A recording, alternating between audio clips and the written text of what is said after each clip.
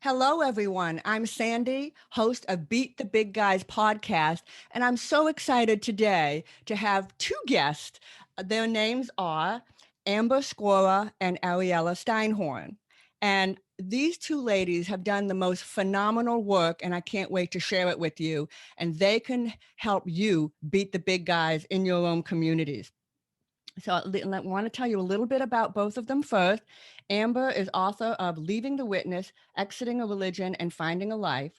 She's the first in a family to go to college and actually ended up going to grad school as well, Harvard Divinity School. Ariella was in tech PR and speechwriting for the federal government before the two of them founded Lioness, and which you're going to hear a lot about in the next few minutes. So welcome, Amber and Ariella. Thank you for having us. Nice to be here. I've been looking forward to this meeting ever since I read about your amazing work in the New York Times. So I'm holding a copy of it, of the article in my hand, and I'm going to read to all our listeners the one sentence that spoke to me the loudest in that New York Times article that was just in New York Times just last month, just 3 weeks ago. It's entitled, How the World Learns About Bosses Behaving Badly. This sentence really spoke to me, and especially in my work for the past 16 years.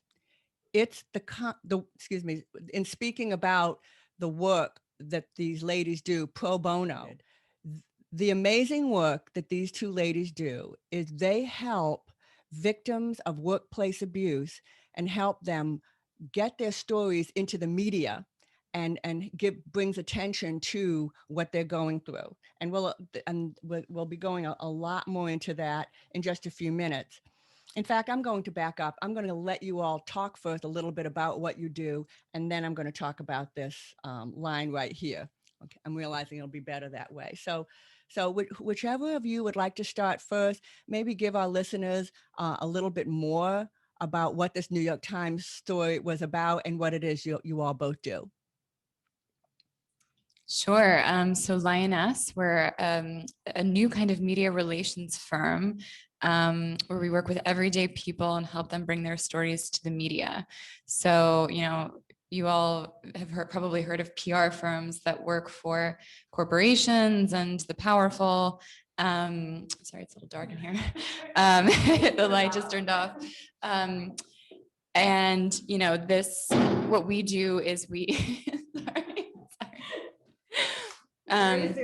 what we do is we work with everyday people who don't normally know how to bring their stories to the press. They've never been media trained. They don't know what goes into creating a news story, and we serve as a conduit for them to bring their stories to the media. So as the article mentioned, some of that could have to do with workplace abuse, but generally any kind of untold story that someone from the public thinks is important to bring to light. We work with them to bring that to reporters who we know, and we think of it as sort of public relations or PR for the people, as a way to shift culture through storytelling. So that's an important piece of what we do, is we think that the narrative has the ability to shape culture and the media has the ability to shape culture. And if we're to bring more voices to light that represent how the public is actually feeling what they're facing, that it will create sea change in the culture. Absolutely. And I'm going to jump in and remind our listeners of this one additional thing that young women or anyone needs is it's scary. It's frightening. The very idea of talking to the media is in and of itself scary. So you pile that on top of all the other frightening, scary things that these people are going through. And that's why your service that you provide is so valuable, because I'm sure that part of the things you do is help them understand there's really nothing to be afraid of. Yeah, kind of, but there are things to be aware of, which is part of why we help people, because there have been people that have spoken to the press and not quite understood the process and ended up getting quoted or outed, their identity outed when they didn't want that to happen. So just because we have a little bit more knowledge because of our background, we can help people be aware of the pitfalls or the potential dangers. And also, I would think the other part of it too, that I was just thinking when Ariella was talking, is that anytime that we've talked to someone who's going through something that difficult or terrible that happen. So often the companies that they work for are lawyered up, they have PR firms, and it can be really intimidating because the average person can't afford that, and they don't have anyone on really that can walk them through it or form their messaging in the way that the companies can. And so that's the other reason that there's really a need for this. Absolutely. I can't tell you how well I understand this. I went through all of this myself. It's very frightening, very scary, and you don't know what to do. So this is just an amazing service. And what I'm going to do is jump in right now and read this line that spoke to me now that people have a little bit of background of what this is about. So this is a line that was in the New York Times. This service that you provide pro bono is the kind of behind the scenes media guidance that high-powered executives rely on, but others rarely see. That is so true. And if I were to reword that sentence, I can make it, I'm going to add something to make it even better. What you ladies provide pro bono is the kind of behind the scenes media guidance that high-powered executives with fat wallets rely on. So this service that you are providing at no charge would be, I wouldn't be surprised if it was $10,000. A PR company would charge $10,000 just off the bat, to provide the service that you're giving for free. I think this is just phenomenal. Thank you. And you're right. Yeah. I think a lot of PR executives would be at least that much money. at least, especially in New York City. Especially in New York City. Mm-hmm. So I'm just overflowing with admiration for what you ladies have done. I think it is just phenomenal. So can you talk to our listeners a little bit more about how big business hides behind non-disclosure agreements to shut people up? Can you talk about that a little bit? Sure. Well, I think it's more of how big business forces people to hide behind non-disclosure agreements in order to, move on with their lives following a bad situation. Okay. What's interesting is that, non-disclosure agreements were initially created to protect trade secrets and other business secrets, which makes sense to me. But they became more widely used over time to prevent people from talking about really bad things that happened to them in the workplace. If they were whistleblowers, if they were harassed, abused, bullied, discriminated against in some way, the non-disclosure agreement and non-disparagement clauses within those agreements became a way to silence people from ever speaking about what happened to them in exchange for cash, essentially, and maybe some continuation of healthcare to move on with their lives. And I think that, what we're seeing is people are still afraid to break non-disclosure agreements, but they're more willing to think about it, especially if they feel like they could provide information that helps the public become aware of something or helps their former colleagues or creates personnel change. People are now more willing to speak out, I think, and take that risk. But it's sad that the risk still is on the individual who potentially could get sued to make that change through breaking a legally binding agreement. So yeah. What's also interesting to us is that when we really saw this shift take place, where the average person started to become aware of non-disclosure agreements, and all of us, when we sign a contract, it's easy when you want the job, you just sign the form, you read it, maybe you don't really understand it.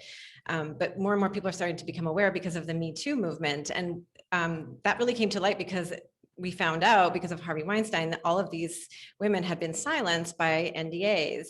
And when they spoke out, it was interesting to see that something had shifted, because he did not actually sue them for breaking their NDAs, because the culture was changing and people were realizing that this is wrong to actually silence people. And for companies, we're protecting people like Harvey Weinstein. So it started to become really obvious because, as Ariella said, a handful of women decided to bravely risk getting sued by a very powerful corporation and person. And so since then, even though NDAs are being used more than ever, it's almost as if people are starting to wake up to how their overreach. And there's been a lot of backlash and a lot of people who are willing to say no signing them or to break them. So while there has been progress, which is good, it's because of that group of women that so bravely took that risk in large part. Yeah, and what we notice is that that's just exactly why we do what we do, because those stories got heard by everyone because they were in the media. And so bringing these stories forward can actually change the culture. I think this is a good time to read a quote that I would love your comment on it. This is a quote from someone we all both know. His name is Mr. Ken McCarthy. He's a media specialist and pioneer with just a wealth of knowledge. He once made this statement to me with regard to the media. The media must be fed and guided. How would you respond to that description by Mr. McCarthy about the media? That's very interesting. Yes. I mean, I think that the media does get an influx of information from the public. Like if you think about what, an average day manning the New York Times tip line would be like, it probably would be quite fascinating. I mean, we've gotten a glimpse of that just following our article and seeing all the stories come through to us. But yeah, I think that, they definitely do need to be guided by something that's happening in the grassroots. And, the culture, I think, is reflected in the media, but also shaped by the stories that are sent to the media, of course. So I agree with that statement. I also kind of think when you say that, my question is, who is feeding and guiding the media? And I kind of think of it as a behind the scenes battle based on the cases and people that have come to us, in the sense that so often it is the corporations who have the money and the connections and the power, frankly, to guide stories, sometimes even kill stories. So I think that what the imbalance is that the average person isn't necessarily a natural storyteller, for one thing. They might contact a tip line, and reporters are, more and more have less and less resources. And so they might not even see a tip that comes in, or there just may be a number of reasons why a reporter can't follow up on a story, and often has to do with bandwidth. So someone like Lioness, Ariella and I, we already have established connections with media people across the spectrum who will open our emails. And we also can listen to a person tell their story to us for an hour. And just because we understand storytelling, we know what to pick out and craft and pitch in a few sentences to a reporter, and how to get their attention. And so I think that is kind of why it's important for organizations like Lioness to exist, because just because a person is not a natural storyteller doesn't mean their story doesn't matter. It does. It's just that sometimes it's hard to get it through the channels that exist right now.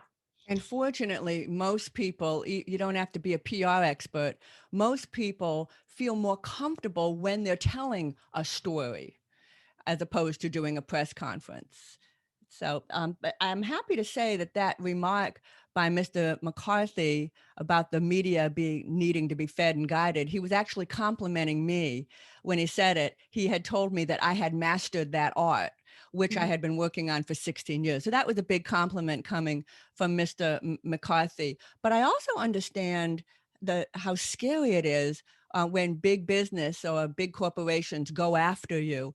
When I noticed a very cozy relationship between the Army Corps of Engineers, who's responsible for the levee failures in New Orleans, and the American Society of Civil Engineers, which is a trade group, I noticed they had an awfully cozy relationship. So my organization created a 1-minute spoof of that inappropriate relationship. Well, it turned up the trade group didn't like the video and threatened me, me and my little fledgling grassroots group, with lawsuit to shut us up. They sent us the legalese saying, if you don't stop disseminating your video, we will sue you. We will take the necessary steps to stop you. Well, fortunately, we live in America, and I was lucky that a large law firm saw this happen, stepped forward and represented me pro bono, and the trade group withdrew the threat. But big business is probably every day threatening people with lawsuit just to shut them up. Have you seen any of that in your work? We actually haven't yet, which is interesting. I think because they know how the optics of that would look, because many of the stories that we work on, like they're very vetted. We do a ton of diligence. There's evidence. Usually there are many people with the same kind of story. If it's just one person, it has a ton of evidence. So I think for the company to come out and say, all right, I'm going to sue this David in the David versus Goliath situation. If that were publicized, that would make them look pretty bad. So I think that we've been in a number of those situations where maybe they don't think it's worth it, or they think that if they were to take legal action against somebody, it would not look good for them from a PR perspective. It's not to say it can't happen. There are many irrational actors out there, especially people in power, can sometimes be driven by emotion and ego rather than what's rational. So it could happen, but we haven't seen it yet. I also think up until now, until this, obviously it may be different now that we've been in the New York Times, but we've been largely kind of found by people through a whisper network, and we're largely behind the scenes so far. So that could change. We'll see. Well, I'm glad you're out there now, because this is such an amazing thing that y'all are doing. I just can't stop thinking about it ever since I read about it in the New York Times. And you raise another very good point: reputations. There's something incredibly valuable to any large corporation is their reputation, and anything that threatens to harm that will get their attention. They will sit up and take note, and they will go through extraordinary steps to prevent bad PR. So I think you raise a good point, that the threat of how bad it would look may be a deterrent to going after these young women, but not always. When I was threatened with lawsuit, I received my letter on a Saturday morning. They probably thought, well, let's ruin her weekend while we're at it.